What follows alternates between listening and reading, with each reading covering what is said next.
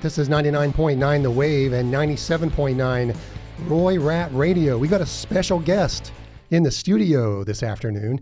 This is Chaplain Colonel Retired Michael T.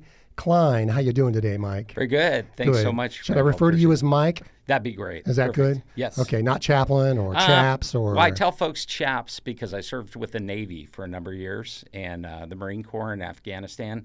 And I thought, chaps, isn't that what cowboys wear, you know? But, yeah. But seriously, there's a great affinity in the naval community as well as the men's department of the Navy, the U.S. Marine Corps. Gotcha. Hey, by the way, thank you for your service. Absolutely. It's surprising that, you're a colonel. I've not heard of a colonel who was a chaplain. That's pretty high up in the ranks, right? Oh, yes. So I used to also be a personnel manager, and they estimated that every 100 captains that came in, 3 would ultimately make it to colonel by the end of their career, the end of their tenure. So that's a pretty high accomplishment. Oh, well, thank you. Wow, Yes. That's awesome. So we're basically going to do this because the people out there on the island, they want to get to know who you are. And sometimes it's easier just to sit down and kind of walk through this kind of stuff. People get to know you. You're fairly new on the island, right? That is correct. I got here in about the middle of December. Okay. Right before the Christmas holiday season. And then my wife followed because of some family matters. My son got married on Valentine's. Congratulations. Thank you. That delayed her departure. And then she arrived shortly before the end of February. Okay, so you and your wife are both on island. That so is that's correct. great. Yes, Good. absolutely. So tell me a little bit about your background. Where do you come from? I know it says here that you're from. You were born in Nebraska, correct? That is correct. Okay. Yes. Take it from there. Take it from birth. Okay. All the way to current. All right. So. In 5 words or less. Sure. In 5 words. Okay. Perfect. I'll speak quickly. So my wife and I were both born and raised in Nebraska. We actually met at the age of 6 in a Lutheran church. We're actually confirmed in that very same Lutheran church. Then as we entered the high school years, she went away, moved to another location in Omaha, Nebraska. We re-met in an Army ROTC class, and our life's kind of a roller coaster after that. I was in the National Guard doing work for college, getting tuition assistance, ultimately was going to become an infantry officer, transition to U.S. Army Special Forces, and then God threw us a curveball. We wound up going into full-time ministry. Did that for a period of time. God opened another door. We re-entered the chaplaincy. In my first 6 years in the Army chaplaincy were with U.S. Army Special Forces. So I wasn't a Special Forces officer, but I was a chaplain for both 5th Special Forces Group, then 1st Battalion, 10th Special Forces Wow. in Stuttgart, Germany. So let's go back to Sure. You met your wife at the age of 6. That is correct. Now, how Yes. did that happen? Were you like hanging out together in first grade? No. So our church, it was a small community Lutheran church in the community, and our parents would be involved in various groups, and so we met. My wife says we met in the church nursery. So Okay. I guess at 6 years old. You're pulling her ponytail kind of thing? No. We just were basically acquaintances, and then gotcha. we're confirmed in the same Lutheran church. And I really, she was like, I was like a brother to her. She was like the girl next door, and really the real interest didn't emerge or occur until college years. And I recognized her; she did not recognize me. Gotcha. Which was really funny. Because, I'll bet. So you ended up going into the military, and I see Yes. you've been all over the world, basically. Mm-hmm. So tell me a little bit about that. So my passion was to serve with the 82nd Airborne Division.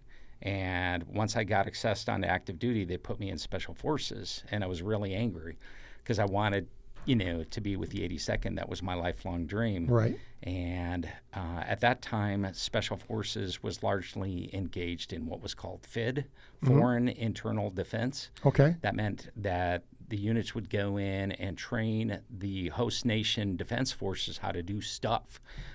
If you'll remember back in the 90s, Rwanda was blowing up with the Yes. Tutsis and the Hutus.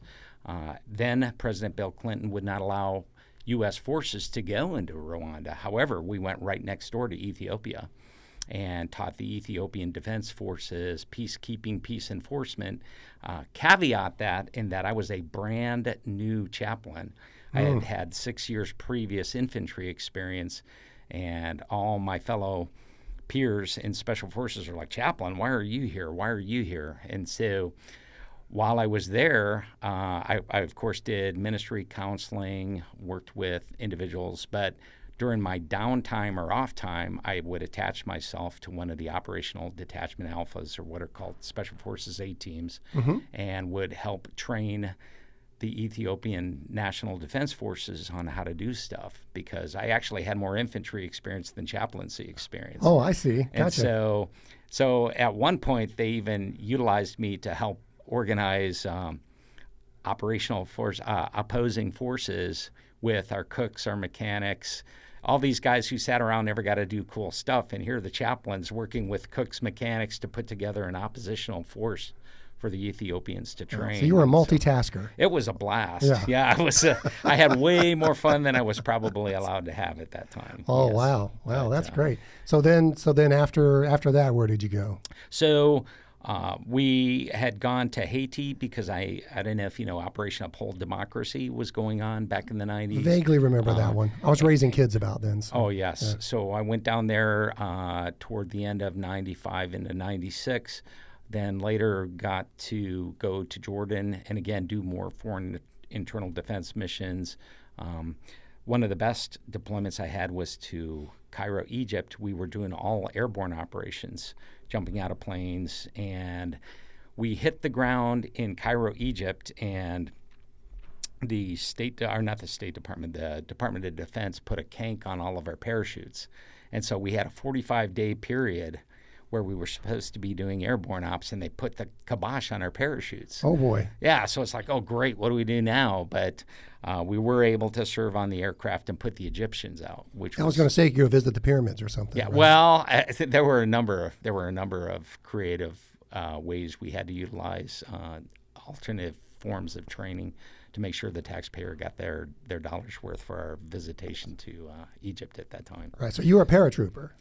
Yes, and also a jump master. Boy. A master parachutist. Yes. Oh, wow. So that's a jump master, a master parachuter, yes, kind of the same thing? It's the highest level of jump master in the Wow. United States Army. And so for me, it was a ministry because a lot of young paratroopers are fearful on the aircraft, and somehow, even if they aren't religious, they look at a chaplain as like a talisman or a lucky rabbit's foot. Oh, absolutely. Sure. So they see me on the aircraft, and I love doing safety operations. Safety is where you don't exit the aircraft, but you're controlling static lines, deployment bags. You're controlling the flow of the traffic of everyone checking the ramp. In Special Forces, all of your fixed-wing aircraft, C-130, are ramp jumps instead of door jumps. And so a lot of the guys would come up to me later and go, "Oh, chaplain, I'm so glad you were there." Like somehow they were at death's door or something, but because the chaplain was there, somehow they had favor with God. Yeah. Well, that's not something I've attempted in my life. No. It's always something I've wanted to do. But I got to think that, even for yourself, you would think you'd say a small prayer before you. Oh, absolutely. Before you jump off. So. Well, it's funny. You used to pray that your chute would open, but after a period of time, your only fear was the last 50 feet before you hit the ground. Right. Yeah. Because you knew it was going to hurt, and you knew, depending on the wind velocity and everything else, the drift. Right. That's where a huge percentage of the injuries occur. Oh, wow. On the landing. So. And eventually you ended up here on Kwajalein. Yes. Oh, yes. Absolutely. And what's that? How did you end up coming here? Well, that's interesting because I was a chaplain personnel manager for the U.S. Army Pacific Command, also the deputy command chaplain at USARPAC. And during that time, we had an opportunity to come out and visit Kwajalein in 2010. And during that time, I looked around and I thought, holy cow, if I ever hang up the uniform, this would be an incredible venue to come out here and do ministry. Right. And so thought that, did a number of other assignments, then ultimately retired. And it's kind of interesting how we got notified about this position. So did you retire to come to Kwaj, or was that after you retired? No, it was after I retired. In fact, we were living in Stuttgart, Germany, Okay. and getting ready to transition back to the United States. And Josh and Allie Snow took our house in Germany. And at that time, Josh said, "This is great. We're going to live here forever. We're going to buy this house. We're never leaving Germany." And then a few years later, he contacted me. "Hey, Mike, you ought to come out to Kwajalein." I'm like, "What? You were just in Germany. You know, you're going to live there for the rest of your days." So largely, Josh and Allie Snow were responsible for notifying me and getting the ball rolling, to ultimately help us transition here to Kwajalein. Great, great. So how you like Kwajalein so far? Oh, it's fantastic. So I will say there was a lot of fear and trepidation on the part of my wife, because when we lived in Hawaii, she called herself a scuba widow.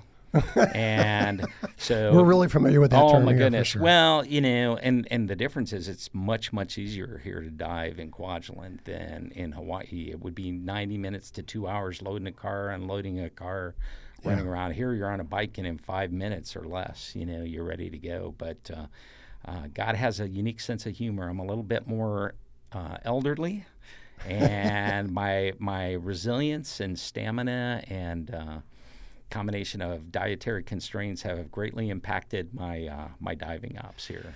Yeah, that happens when you get older. Yeah, that's for sure. It's probably for the best, because then my wife won't call herself a scuba widow here. So, So, Mike, tell me a little bit about the chapel ministry and initiatives that you might have going on since you've been here a while. You probably have a plan for the church at this point. Sure. Well, actually, my plan is, and I've learned this in civilian ministry, whenever you go somewhere, you look for an entire calendar year and watch how things go. One of the things that creates a great amount of upheaval, discomfort, or maybe even derails forward progression is someone coming in with all these brilliant ideas, thinking they know stuff. What I've come to find over the years, over the decades, is that there's a lot of institutional knowledge, a lot of subject matter experts, and there's an old mantra: if it's not broken, don't fix it. Yes. And so the calendar was pretty well set, and I'm finding things out as we go. Of course, we find ways to tweak and streamline some things. For example, the Christmas Eve service, I believe it was the gals in my office said, "This is like an hour and a half long." I said, "Oh, really? It ain't going to be that way with this one." And I think start to finish, we did it in 30 minutes. Oh, wow. You know, which, again, you know, families with kids. Yeah, appreciated you know, that. And, yeah, they're like, "Holy cow." Get home and wrap but, the presents. Oh, and, absolutely. Yeah, right. Well, yeah, exactly. Or Christmas Day. But seriously. Oh, I'm sorry. I was thinking of midnight, like that. Oh, yes. Christmas Eve stuff. Yes. So. But seriously, there's a lot of innovation, and Kwajalein, this kind of hurts my head because, like I said, I've operated at various levels within the military, so you always have these IPRs, or in-progress reviews, where you make sure every T is crossed, every I is dotted. It seems like there's, I guess I'll call it the Kwajalein kind of loosey-goosey. It kind of works out, makes its way happen, which really undoes me. You know, Yes. as a staff officer working at various levels within the Army, within the Department of Defense, I like to know soup to nuts, A to Z, how everything's going down. Yes. And I've kind of had to let go and take a leap of faith, so to speak. And so far, everything's happened, you know, worked out fantastically. There haven't been any train wrecks, any major derailments or anything. I'm really super impressed with the team. And more importantly, here on Kwajalein, there's a volunteer spirit that I've noticed that is unparalleled anywhere else I've ever been across the globe. You always have to ardently look for volunteers, breathe life into them. Here, it's kind of a natural spontaneity, and there's a natural worker ethic. I think it's kind of like everybody's in the rowboat. Everyone realizes they have to help row to get the vessel to the other side or get it to the strategic destination or objective. Yeah. You know, and that's something I noticed here, which kind of shocks and awes me daily. I still can't wrap my head around. It might take me just a year to adjust to that, to see how things get done, and it's liberating. It's a little nerve-wracking at times. We got a few more things coming up on the horizon. Major muscle movements, I guess. Baccalaureate and high school graduation are major events on this island. Yes, we get very involved in those, yes. Yes. So I'm having to let go and let other individuals do things, and everybody says, don't worry. We lived in Italy one time. They used to say, allora, like, Yes. just relax, it'll be okay. And I'm like, whoa, I'm not comfortable just relaxing.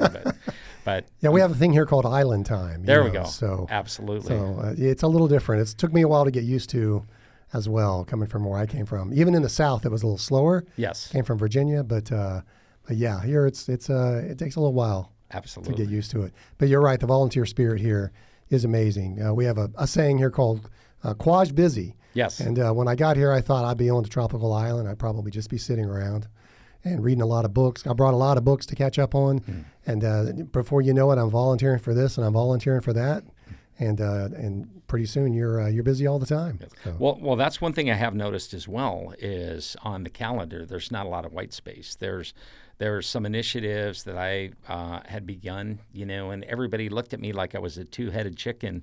And then as our regular routine, the Kwajalein battle rhythm kicked into play, I found out, wow, this is really hard because there's this fest that's going on, this music festival, there's this event, there's a talent show, all these different, and I mean, they have an incredible strategic gravitational pull. They bring a huge portion of the community. And those are regular recurring events that everybody, I guess, has locked in cement or embedded in granite, chiseled in granite. These are events that must go down. For example, I guess the Rust Man that occurred yesterday. Yes, that's right. Perfect case in point for that. Yeah, yes. Absolutely. So, you're coming in and you decided, hey, let's not make major changes. Let's just kind of see what needs tweaked, and, if it works, don't fix it, like you said. And now you're, do you feel comfortable? Are you getting in a groove? Well, I do feel comfortable. I still have a level of discomfort. So I think that comes natural. I jokingly tell folks I'm institutionalized. Let me give you a case in point. So the service time, having been in the DoD inventory for a period of 40 years, prior enlisted, small break, then coming back in as a chaplain, there's this movie called The Ten Commandments. I don't know if you've ever seen it. Very familiar with that. Okay, yeah. So Charlton Heston is standing up there with the Ten Commandments, and he's yelling at the people, if you will not live by the law, you'll die by the law. And he throws the tablets down, and the ground opens up and swallows all these people, So very dramatic. I have this mantra that if I exceed 1 hour in the service, the ground's going to open up, and suddenly I'm going to be sucked in, and fire's going to shoot up out of the ground. No, but I mean, I've been fairly consistent in that, and ensuring that the service duration, even if there's all kinds of preliminaries going on, all these extra activities or whatever, I adjust my preaching so we're done. Worst case scenario at the top of the hour. I try to conclude the service at 12 o'clock. It begins at 11. Yeah. The earlier morning service, a little more flexibility. It's our more traditional liturgical service, but been pretty consistent. And then the Catholic congregation takes place in the larger chapel, so I got to make sure that I'm not via sound in the smaller chapel. The smaller chapel. Yeah. I was trying to think of a creative naming convention, because they're all attached. The chapette. Yeah, exactly. The small chapel, which is part of the same structure, and then, of course, everything's open air, so sound will carry, so I can hear, the other service beginning. It's like, ooh, time to index. So there's another hard stopping point for me. So it's kind of an Army institutionalized thing. That I've brought with me here to the island, even though now I'm 100% civilian. So I guess probably one of the biggest challenges too is to adjust to being a civilian. Sure. And I've even come to the point now where I'm asking people to call me pastor instead of chaplain. Oh, gotcha. Because chaplain's a military term. Yes, that is my official contract naming convention, but for all case and purposes for the parishioners, the chapel attenders, I serve as the pastor. Well, that's great. Well, you're my favorite kind of pastor. Okay. That's one that's very distinct. Very, you're in, you're out. You got a message, and you don't go on forever and ever. When I was in church, when I was younger, I had a pastor that just would go on and on and on and on. And being a kid, you tend to lose focus pretty quickly. So Yes. Well, now that you mentioned that, there was a father and a son. I'm going to caveat off your last statement. And the son and his dad are sitting in the chapel, and they watch the preacher take his watch off and put it on the pulpit. And he goes, "Dad, what does that mean when the pastor puts his watch on the pulpit?" And his dad goes, "Absolutely nothing, son. It means absolutely nothing." So you exemplify that very thing that we just discussed right here. That dogma. Oh gosh! So you do have some events coming up. We've got the baccalaureate. Yes. That's coming up. Of course, we have graduation. That's really a school event. But the baccalaureate's always a big deal. We always come there and videotape that, and sometimes we set up monitors and things like that. So do you know when the date is for that yet? That is the 12th, the 12th of May. We have one that precedes that. That's the National Day of Prayer. And it's the actual that's, observed by the White House the 2nd of May. So 2nd of May. Yes. Okay. And Colonel Morgan specifically stated he wanted to open that to the community. Okay. So 06, the caveat to that is, of course, it's a regular work day. Everybody has their routines. Folks try to get their kids off to school. So we know it's challenging, But Sure. we're going to host that in the Religious Education Building on the 2nd of May. The REB. Yes. Great. So you got that, and then we got the baccalaureate coming up. Yes. And when does that start? I don't know the exact time. Okay. I know the gals in the office. Yeah, and most people on the island know. I'd have to look on my calendar from last year. Yes. So I will say one thing about the baccalaureate, too, is it is all student-centric. It is absolutely planned, coordinated, executed by the students. Again, this is outside my comfort zone. Yeah. I'm used to soup to nuts, A to Z, scripting, knowing exactly what's going to happen at one point. Yes. If this goes south, goofy, wonky, sideways, off the rails. But I've been assured over and over and over, the kids got this. Nothing will go off time, off rail, off target, off track. And I just, So I don't know if you've ever seen the movie Sixth Sense with Bruce Willis. Several times. Okay, yes. So Haley Joel Osment, the little kid, says, "I see dead people. I Right. see dead people." Well, once I got promoted to major in the Army and was involved extensively at plans and operations at the division, the corps level and above, my mantra was, "I see train wrecks. I see train wrecks." And so we'd have some major event on the horizon, and I'd say, "Okay, if this happens, this is what we're going to do. If that happens, this is our contingency." I'd have a contingency for contingency, Yes. and I've had to shed that here on the island. Everybody looks at me like, "What are you, nuts?" Yeah, well, and I'm beginning to think, well, maybe I am. I guess that's not the Quaj way. It's just, maybe it'll take a full year for me to let my hair down and relax and know that let God take the wheel. Hakuna as they say, Matata. right? Everything's going to be okay.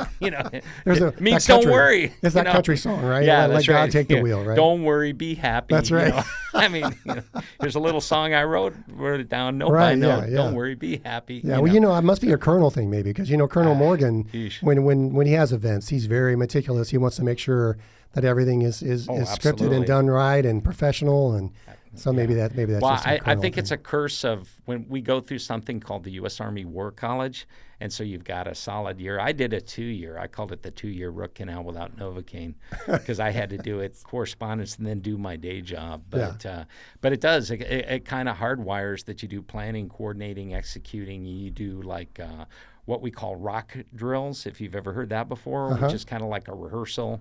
Without actually having all the key players and walking through what it looks like, soup to nuts, A to Z from start to finish. But not the Kwajalein way here. And so I am getting a baptism by fire, I guess. Well, you're very welcome. We're very happy that you're here as well. Thank you. So any other events coming up besides the baccalaureate? Anything? Any big events that folks out there need to be aware of? So one thing we do as well, an initiative, some of these during the transition went away and came back. We have a worship night, which is typically the first Sunday night of the calendar month. We've waived off on that till June now because, again, all the high school events and everything that are going on. The other is a movie night. And we're still dialoguing back and forth. I think we were doing it on Thursdays. There's discussion about possibly doing it on Sundays. But we host a family-friendly movie. We have refreshments for kids. It's a nice environment for families to come in and enjoy.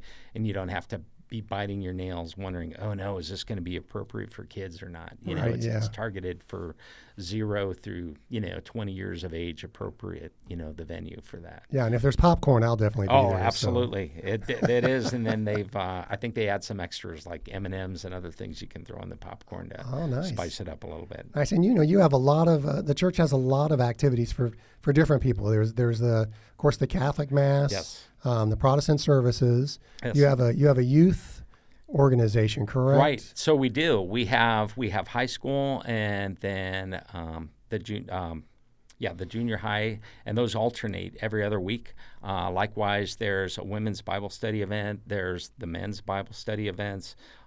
There's also a systematic theology, which is for those who want to get deeper into a Bible study, which would be like during the Sunday school hours, which would take place between the 08:15 and the 1100 services. By the way, the 08:15 is a traditional liturgical type service, and the 11 o'clock is more contemporary. Right, that's when you actually break out the band and everything, right? That's my vision as well.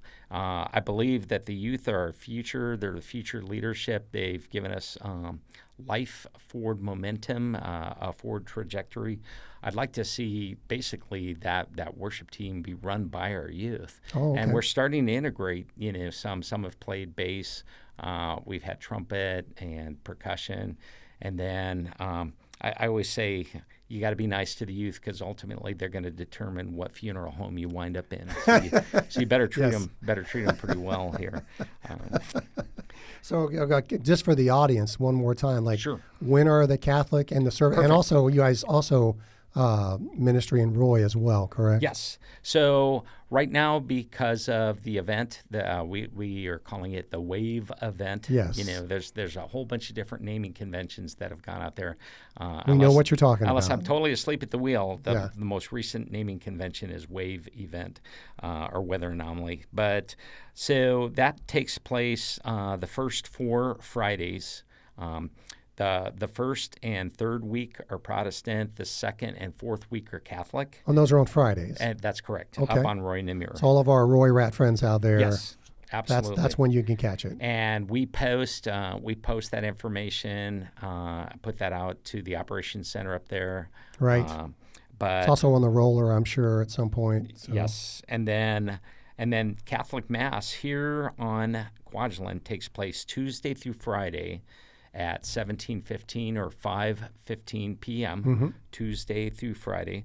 On Saturday night, it's at 17:30 or 5:30 p.m. And that's with Father Jim. That is correct. Yes. Yes. And then on Sunday morning, 09:15 in the morning on Sundays. Okay. For the Mass. Great. Right. Any other services? Anything else? That's about it. That's what we're hosting. You don't go over to Mech or anything? Not currently. No. Okay. No. I don't think anybody lives over there right now. Anyway, I think they're planning on that, but I'm not Okay. sure when that's going to happen. So you pretty much have a full spectrum of services. Correct. For the Islanders here. That's awesome. So I understand you have a wonderful dog. Yes, Talia. Yeah, Talia. So I jokingly said she's the strategic center of gravity in our family that keeps us here on the island. I figured she's my wife's baby. All the kids are out of the house now, so Talia's presence here on the island is good, and there's always someone happy to see us every night or day when we come home, depending on what hour we come home. Activities here on the island, of course, we like biking. Yes. And I've done a lot of scuba diving, a lot of free diving. But again, it's just I've noticed that as the decades have gone by, my resiliency, my depending on what I eat dietary-wise before a dive can impact, how the experience goes. But sure, absolutely. The other thing, too, is the whole gardening piece, the flora and fauna here is very, very unique on the island. I noticed a lot of almost succulent-type plants. I've seen, for example, one couple moved and they put 3 sticks in the pot of dirt and gave it to me. I thought, what in the world is this? And I had it literally for months, and I thought, I'm going to rip these things out and harvest the dirt. Well, during the last big rain that we had, suddenly, boom, leaves appeared on these sticks and now blossoms. So it's pretty amazing. Yeah. We just finished the dry season, so it's pretty tough to get anything to grow that time of year. So. Okay. So you'll probably figure that out. So you're not doing much scuba diving or Well, anything, or just just about maybe once a week. Okay, well, Yeah. that's pretty Yeah. good. Yeah, As busy as you probably are, Yeah. once a week is pretty good. absolutely. So, we have a fishing club here. You do any Yes. fishing, anything like that? No, not no, yet. no fishing. Okay, awesome. Well, I've been excited for this opportunity because I told Lori and a number of others, when you do the military ministry, and especially in the military, you come in for a specific set, to serve as a pastor, to work with junior level individuals. And then, unfortunately, in the military, as you get promoted, you get further and further and further away from what you originally came in the military to do. And then on top of that, as you gain more rank, the Pentagon, in their infinite wisdom, wants to keep you on the move anywhere between 12 and 18, possibly 24 months. And literally, when you go into a new position or a new job, it takes you about a year just to kind of figure out exactly, what's going on, find out the dynamics, the personalities, the nuances of what makes things work the way they work, what's the best fit, what's the best course of action, what you need to tweak here and there. And then the Pentagon, once you figure it out, it says, hey, you've been there forever. It's time for you to move. You're like, what? So I've always told individuals that I would always love to go to a place where I could go and have the liberty to stay if we're making an impact and continue without the threat of the Pentagon giving us a, hey, you're at the 12-month mark. Hey, you're at the 18-month mark. Yeah. Hey, you're way well overdone. You've crossed 24 months. Yes. So that's one thing that we've been excited about. And the other piece of that, too, is just kind of figuring out again, after literally over 3 decades, what it is to be a civilian. Again, I did do retirement for a period of time, was really enjoying retirement, but this is my first post-Army, I guess, employment ministry pastoral experience. So kind of a learning curve for me as well. Great. Things that I did back in the 1980s. Yes, I said 1980s. Yeah, I remember the But 1980s. now, okay, vaguely. you were vaguely. barely born, right? Right, yeah. So here we go again, and now the dynamics, culture, nuances are a little bit different, and the unique environment here on Kwajalein, because it is kind of like Mayberry, and everybody kind of knows everybody else's business. You see a fire truck, you're like, oh, why is there a fire truck? And then before you know it, if you find out, someone left a pan on and the smoke alarm went off or something,